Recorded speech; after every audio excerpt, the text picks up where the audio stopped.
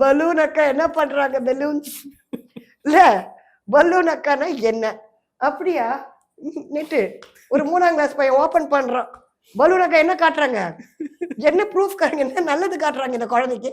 இவங்க வந்து ஒரு நல்ல மொராலிட்டியா உள்ள கொண்டாந்து போட்டிருக்காங்க ஜானர்ல துஷ்யன் அவர் ஒருத்தர் ஓகே இந்தியாவில் நிறைய கொரியன் டான்ஸ் தான் ஆடுறாரு கொள்றாரு ஓகே அதை பண்ணக்கூடியது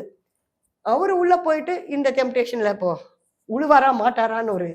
சர்ப்ரைஸ் கொடுத்துட்டு இருக்காரு அவரு இவங்க என்ன சரி துஷராது ஓரளவுக்கு சாதிச்சவர்னு ஒத்துக்கலாம் பிரவீன் காந்தி என்னங்க பாலச்சந்திரா பாலுமகேந்திராவா ஹூசி